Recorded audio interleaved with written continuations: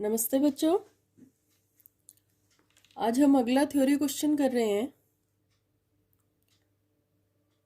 परमाणु कक्षकों की आकृतियों को समझाइए।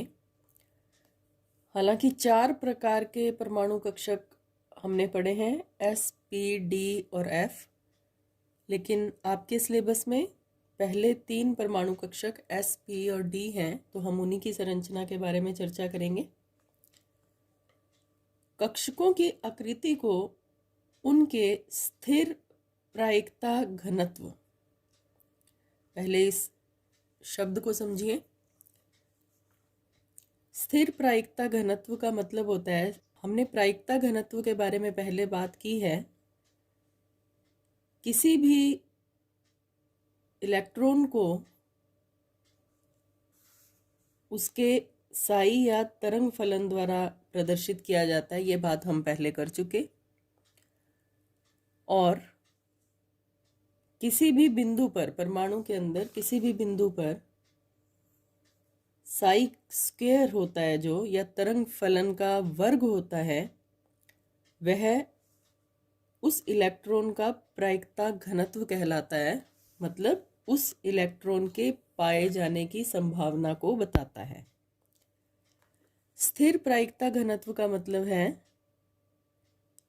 कि वह स्थान जहां पर इलेक्ट्रॉन सबसे ज़्यादा रहेगा या सबसे ज़्यादा समय व्यतीत करता है, उसे स्थिर प्रायिकता घनत्व कहते हैं। कक्षकों की आकृति को उनके स्थिर प्रायिकता घनत्व वाले परिसीमा सतह आरेख, परिसीमा का मतलब बाउंड्री, सरफेस डायग्राम के द्वारा प्रदर्शित किया जाता है। मतलब नाभिक के चारों तरफ इलेक्ट्रॉन जहाँ जहाँ सबसे ज़्यादा पाया जाता है, जहाँ जहाँ उसके पाए जाने की संभावना सबसे ज़्यादा होती है, वहाँ वहाँ उसकी प्रायिकता को प्रदर्शित करते रहते हैं साई स्क्वायर के रूप में। और इस प्रकार से एक एरिया बन जाता है, एक काल्पनिक बाउंड्री बन जाती है और उस कक्षक की शेप नजर आने लगती है। दोबारा देखते हैं कक्षक की आकृति को उनके स्थिर प्रायिकता घनत्व वाले परिसीमा सतह, ये परिसीमा हो गई, और जो डायग्राम आपको नजर आ रहा है इसे परिसीमा सतह आरेख कहते हैं, द्वारा प्रदर्शित किया जाता है। तो 2 मुख्य यहाँ पर शब्द हैं जिनको आपने याद रखना है। आगे है, किसी दिए गए कक्षक के लिए स्थिर प्रायिकता घनत्व वाले वे परिसीमा सतह आरेख ही उस कक्षक की आकृति के अच्छे निरूपण माने जा सकते हैं। इसको समझने की कोशिश करें। किसी भी कक्षक के लिए उसके स्थिर प्रायिकता घनत्व को प्रदर्शित करने वाले कई परिसीमा सतह आरेख खींचे जा सकते हैं, जिनकी शेप अलग अलग होती है, साइज थोड़ा अलग हो सकता है, लेकिन उनमें से केवल वही आरेख अच्छे निरूपण माने जाते हैं या अच्छे रिप्रेजेंटेशन माने जाते हैं उस कक्षक के, जिनके द्वारा निर्धारित आयतन में, यह आयतन हो गया, जिनके द्वारा निर्धारित आयतन में इलेक्ट्रॉन के पाए जाने की प्रायिकता 90% या उससे अधिक होती है। तो बहुत सारी शेप्स बनाई जा सकती हैं ग्राफिकली, प्रायोगिक रूप से बहुत सारी शेप्स वैज्ञानिक बनाते हैं, लेकिन केवल उसी शेप को वैलिड माना जाता है जिसके आयतन में इलेक्ट्रॉन के पाए जाने की प्रायिकता 90% से अधिक होती है। तो ये 2 मुख्य पॉइंट्स हैं जिनके आधार पर वैज्ञानिकों के द्वारा विभिन्न कक्षकों की आकृति का निर्धारण किया गया। अब इनमें से पहला कक्षक हम ले रहे हैं एस कक्षक की आकृति। सबसे सरल, सबसे छोटा उपकोष है एस, जिसमें केवल एक ही कक्षक पाया जाता है। तो उसकी आकृति की हम बात करते हैं। एस कक्षक के लिए परिसीमा सतह आरेख, जो उसके प्रायिकता घनत्व के अनुसार खींचा जाता है, गोलीय होता है, गोले के रूप में होता है। 3 डायमेंशनली ये पूरा एक गोला होता है आपकी गेंद की तरह, जिसके केंद्र में नाभिक होता है। लेकिन जब हम इसका डायग्राम बनाएंगे पेपर पर इसको शो करते हैं तो इस प्रकार से वृत्त के रूप में शो होता है, जिसके केंद्र में नाभिक रहता है और उसके चारों तरफ इलेक्ट्रॉन पाए जाते हैं। अर्थात एस कक्षक गोलीय सममिति के होते हैं। एस कक्षकों की जो सममिति होती है वो गोलीय होती है। n का मान बढ़ने के साथ साथ मुख्य क्वांटम संख्या या कोश की संख्या बढ़ने के साथ साथ एस कक्षक का आकार भी बढ़ता जाता है। जैसे 4s बड़ा होगा, 3s उससे छोटा, 2s उससे छोटा और 1s सबसे छोटा। या हम कहें कि 1s सबसे छोटा होगा और आगे आगे इनके साइज बढ़ते चले जाएंगे। आपको यहाँ पर एक चित्र बनाना है, किताब में दे रखा है चित्र 2.13 क। आपको दिखा देती हूँ यह चित्र में।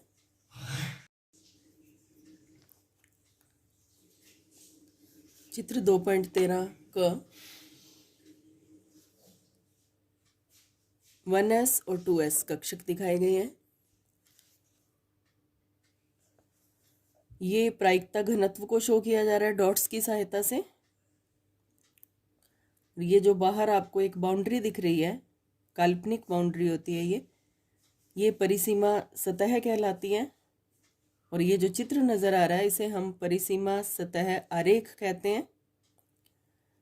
यहाँ पर एक बात अगर आप ध्यान से देखेंगे तो चित्र में ये डॉट्स इलेक्ट्रॉन के पाए जाने की प्रायिकता को या उसके प्रायिकता घनत्व को शो कर रहे हैं, लेकिन ये सिर्फ इस बाउंड्री के अंदर ही नहीं है, इसके बाहर भी बहुत हल्के हल्के आपको नजर आ रहे हैं। उसका कारण ये है कि किसी भी कक्षक में पाए जाने वाले इलेक्ट्रॉन किसी विशेष बाउंड्री तक ही अपना क्षेत्र रखें, ऐसा नहीं होता। अनंत दूरी तक इलेक्ट्रॉन अपना क्षेत्र रखता है, बस उनकी प्रायिकता कम हो जाती है, पाए जाने की संभावना बाहर कम हो जाती है। तो जहाँ तक 90% संभावना होती है वहाँ तक की हम बाउंड्री बनाते हैं। तो ये 1s और ये 2s। 2s को बनाते समय आपने ध्यान रखना है कि यहाँ पर बीच में एक खाली स्थान दिखाते हैं हम, जहाँ पर इलेक्ट्रॉन नहीं पाए जाते या बहुत कम पाए जाते हैं, इसे नोड कहा जाता है। नेक्स्ट जो हम क्वेश्चन करेंगे उसमें इन नोड्स के बारे में पढ़ेंगे, लेकिन इस डायग्राम को बनाते समय आपने इस बात का ध्यान रखना है कि यहाँ पर आपको एक खाली स्थान बनाना है और बाद में फिर इलेक्ट्रॉन की प्रायिकता दिखानी है। तो ये दो डायग्राम आप यहाँ पर बनाएंगे। नेक्स्ट है पी कक्षक की आकृति। पी उपकोश में 3 प्रकार के कक्षक पाए जाते हैं। पी कक्षक के लिए L बराबर 1 होता है, S के लिए L बराबर 0 था। पी कक्षक के लिए L बराबर 1। पी कक्षक के परिसीमा सतह आरेख के अनुसार पी कक्षक 2 पालियों के रूप में होता है। इस आरेख में नाभिक जो मूल बिंदु पर होता है पर दोनों पालियां एक दूसरे को स्पर्श करती हैं। यहाँ पर नाभिक रहता है बीच में, और पी कक्षक का जब हम प्रायिकता घनत्व के अनुसार उसका ग्राफ बनाने की कोशिश करते हैं तो उसकी जो 3 डायमेंशनल शेप आती है वो कुछ इस प्रकार से आती है। 2 हिस्सों में आती हैं जिनको पालियां या लोब्स कहा जाता है। पी कक्षक की 2 पालियां जो नाभिक जो इन दोनों पालियों के बीच में होता है पर एक दूसरे को स्पर्श करती हैं। दोबारा देख लेते हैं इस लाइन को। पी कक्षक के परिसीमा सतह आरेख के अनुसार पी कक्षक 2 पालियों के रूप में होता है। ये एक पाली, ये दूसरी पाली, लोब्स कह सकते हैं इसको। इस आरेख में नाभिक जो मूल बिंदु पर होता है, ये इसका मूल बिंदु है, पर दोनों पालियां एक दूसरे को स्पर्श करती हैं।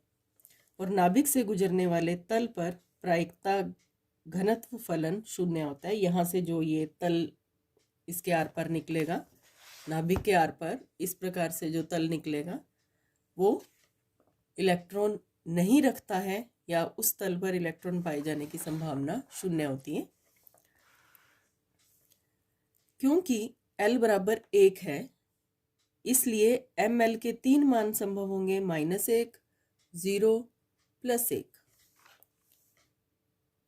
इसलिए 3 प्रकार के पी कक्षक होते हैं जिनको नाम दिया गया है P X, P Y, P Z, जिनके अक्ष परस्पर लंबवत होते हैं। आपको ध्यान है जो अक्ष होते हैं एक्स वाई जेड, एक्सिस आप ग्राफ में बनाते हैं, वो 3 एक्सिस होते हैं और तीनों एक दूसरे के लंबवत होते हैं। तो ये जो 3 पी कक्षक है वो भी एक दूसरे के लंबवत ही रहते हैं। इसको देखते हैं। देखिए, ये एक एक्सिस है, ये दूसरा एक्सिस हो गया एक दूसरे के लंबवत, और तीसरा अक्ष भी इसके लंबवत होता है इस प्रकार से। तो ये 3 अक्ष हो गए, तीनों एक दूसरे से 90 डिग्री के कोण पर स्थित हैं। और ये जो 3 पी कक्षक होते हैं ये तीनों भी एक दूसरे के लंबवत होते हैं। एक एक्सिस पर होगा, दूसरा दूसरे एक्सिस पर होगा पी कक्षक, और तीसरा पी कक्षक तीसरे एक्सिस पर होगा।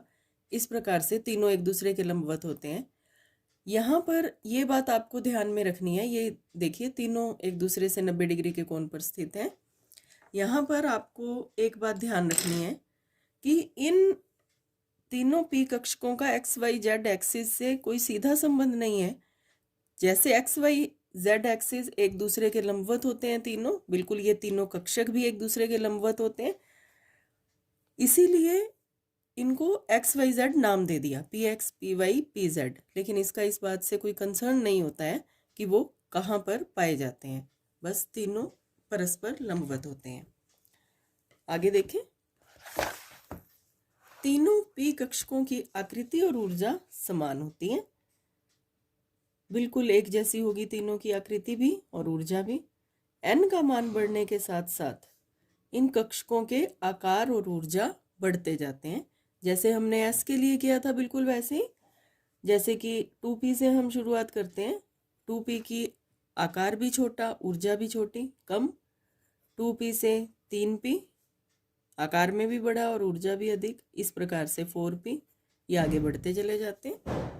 जैसे जैसे n का मान बढ़ता है p कक्षकों की आकार और ऊर्जा दोनों बढ़ते हैं, बिल्कुल s कक्षकों की तरह। अब इसमें जो चित्र हमें बनाना है वो चित्र है 2.14।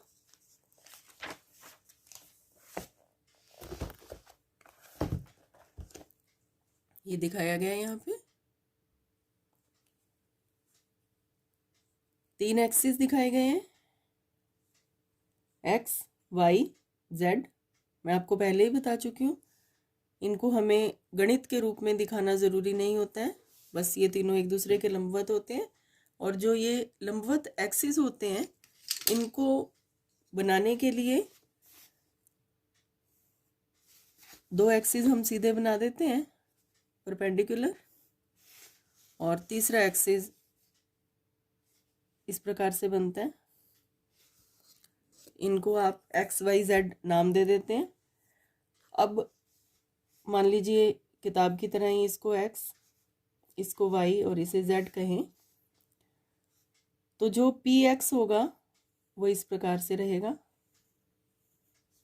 वाई और जेड आपको खाली दिखेंगे। पी वाई होगा वो केवल इधर होगा, और जो पी जेड होगा वो केवल इधर होगा। इस प्रकार आप इस डायग्राम को बना सकते हैं।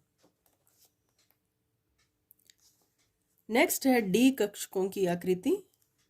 डी कक्षकों के लिए L बराबर 2 होता है, L बराबर 2।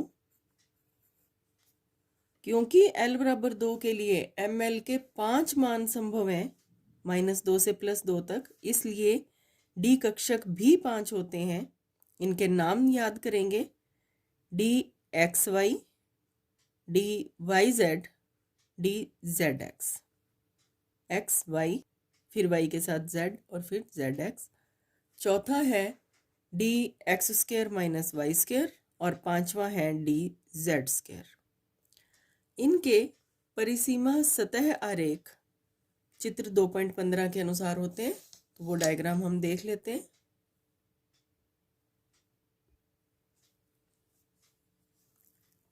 देखिए,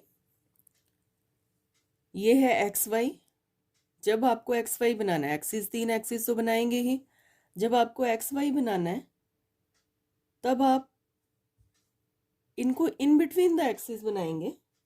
इन बिटवीन द एक्सिस का मतलब है एक्सिस के बीच में, एक्स और वाई के बीच में लोब बनेगी और दूसरी लोब इधर से वाई और एक्स के बीच में बन जाएगी और ये इसकी ऑपोजिट लोब हो जाएगी।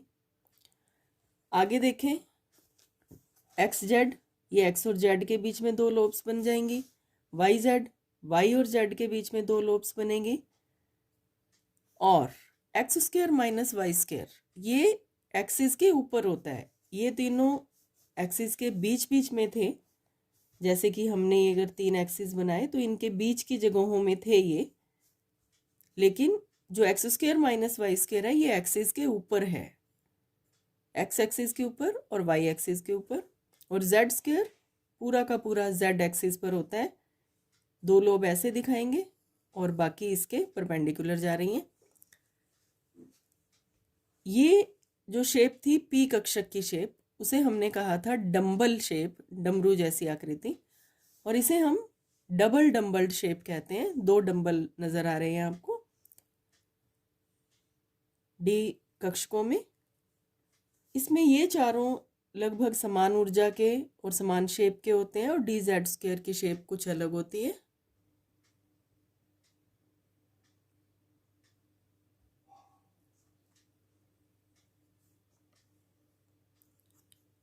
D X Y, Y Z, Z X और X square minus Y square की आकृति समान, जबकि डी जेड स्क्वायर की आकृति भिन्न होती है और ऊर्जा पांचों डी कक्षकों की एक जैसी होती है।